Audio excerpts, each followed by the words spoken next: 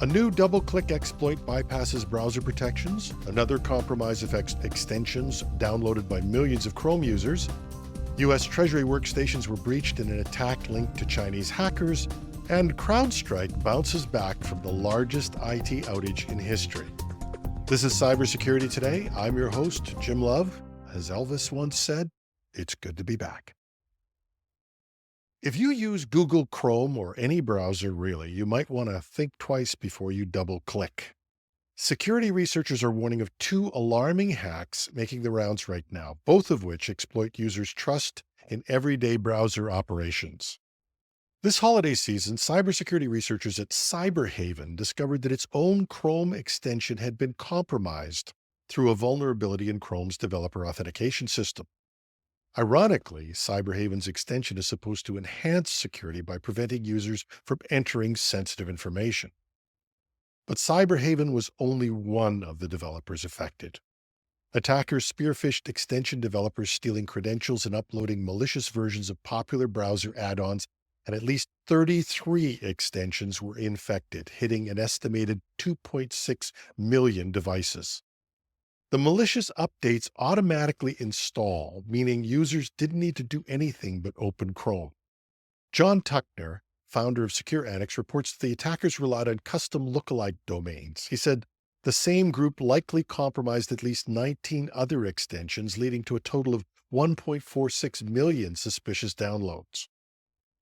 In a separate development, application security researcher Paulo Ziebello uncovered a brand new double-click jacking exploit that doesn't rely on specific browsers like Chrome. It can also strike Edge and Safari, essentially anywhere you double-click. Traditional click jacking was largely blocked by modern browsers, which layer in security to prevent invisible iframes from capturing clicks. But Ziebello found that by timing two clicks in quick succession, hackers can slip in malicious authorizations without users even knowing.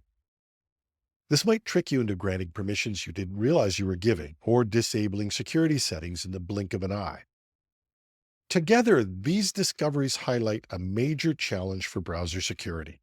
Whether it's malicious extensions leveraging trusted developer credentials or invisible pop-ups waiting for a double click, attackers are finding creative ways around existing defenses. The double-click jack effectively reopens a click-jacking threat surface that many believed was dead. Meanwhile, the extension hijacks show how something you trust, like a well-known plugin, can turn against you once a developer's account is compromised. Experts are saying organizations should consider stricter browser extension controls using so-called asset management lists that allow only pre-approved add-ons. And until in-browser mitigations are released, you somehow have to get the message out to be cautious with double-click actions, especially if a prompt seems unusual or appears to come out of nowhere. Apple, Google, and Microsoft have yet to issue detailed fixes for double-click jacking, but I'm betting all of them are investigating solutions. A major cybersecurity incident has hit the U.S. Department of the Treasury, where attackers reportedly stole certain unclassified documents after gaining unauthorized access to Treasury workstations. Treasury officials say that the operation bears the hallmarks of a Chinese state-sponsored hacking group, marking yet another supply chain breach targeting the U.S. government. The attack focused on a remote support key issued by Beyond Trust, a third-party service provider. On December 8th, Beyond Trust notified the Treasury that a threat actor had obtained the key used to secure cloud-based technical support for Treasury workstations. Armed with that stolen key, the attackers bypassed normal security procedures and made off with unclassified data before the breach was detected. Treasury labeled the incident major and attributed it to a Chinese state-sponsored Advanced Persistent Threat, or APT, actor. While the data accessed was unclassified, the implications are still significant. Attackers could be gathering intelligence, laying groundwork for future operations, or testing the resilience of government defenses. The breach underscores the risks of third-party software in the federal tech stack. When a vendor's security fails, it can provide hackers with an open door to U.S. government systems. Treasury says it's taken the affected service offline. The Cybersecurity and Infrastructure Security Agency, CISA, the FBI, and intelligence agencies are investigating along with forensic experts. Beyond Trust, for its part, found suspicious behavior on December 2nd, confirmed it 3 days later, and revoked the compromised key. The company has patched 2 new vulnerabilities, one critical and one medium, and is providing updates as the investigation continues. A 30-day supplemental report from Treasury is expected to reveal more about how the attackers breached the system and how widespread the impact may be. The incident follows reports from before Christmas of how Chinese hackers had infiltrated the U.S. telecommunications systems and other stories about how deeply hackers have penetrated other key infrastructure.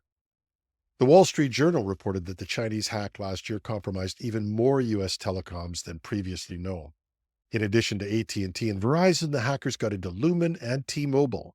According to the same story, hackers also exploited unpatched network devices from security vendor Fortinet and compromised large network routers from Cisco Systems. The big question remains, are these breaches a rehearsal for something even more disruptive? And on the good news front, CrowdStrike has staged a remarkable comeback just months after causing what some called the biggest IT meltdown ever.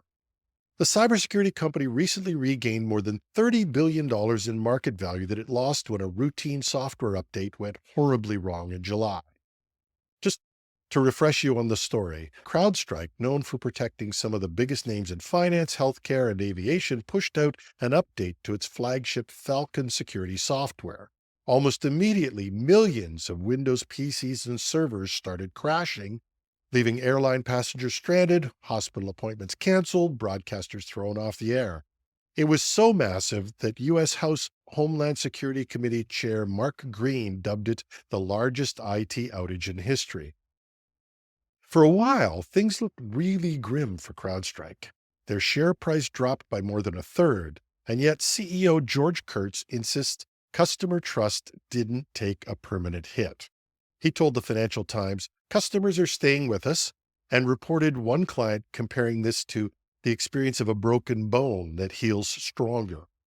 There's no doubt that after the initial stumbles, I'm certain there were a ton of lawyers who were freaking out, but CrowdStrike went for total honesty. They admitted their error, made a complete apology, and gave what one analyst called a master class in terms of owning up to the incident. What a novel concept for business, eh? Be honest, admit mistakes, people will trust you. That's not to say everybody's happy. Delta Airlines said the fiasco costed more than $500 million, leading to the airline suing CrowdStrike. CrowdStrike's lawyers argue that their responsibility is capped by contract terms and have pushed back against the scale of Delta's claims. So despite all this, CrowdStrike reported impressive earnings for the quarter, bringing in about $1 billion in revenue, a 29% increase compared with the same period last year, and it kept 97% of its customers. According to analysts, it's more evidence that big enterprises consider CrowdStrike too essential to ditch over a single, even if a painful crisis. Or maybe they think that CrowdStrike's learned its lesson and it may be more risky to go to somebody who hasn't. Also, interestingly, some point the blame towards Microsoft's Windows operating system. Unlike Apple's macOS, which blocks outside access to the core software kernel, Windows let CrowdStrike's update in deep enough to cause wide-scale damage. That's sparked fresh debates about how much access third-party security tools should have.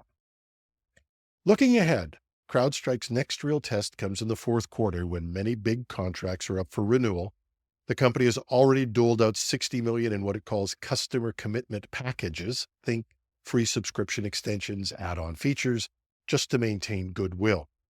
And given how intertwined CrowdStrike tools can be once they're in place, most analysts still don't see a mass exodus. So, for now, CrowdStrike seems to have pulled off the turnaround story of 2024. There is a question about whether it can keep this momentum going. But maybe even more important, once we take the focus off CrowdStrike and what was surely a stupid error, we need to think about how fragile our interconnected systems are and how dependent we are on them. And maybe, just maybe, start thinking about how we can make them more resilient. That's our show for today. You can find links to reports and other details in the show notes at technewsday.com. Check it out. We have a cool new look for our podcast page. We welcome your comments, tips, and the occasional bit of constructive criticism at editorial@technewsday.ca. I'm your host, Jim Love. Thanks for listening.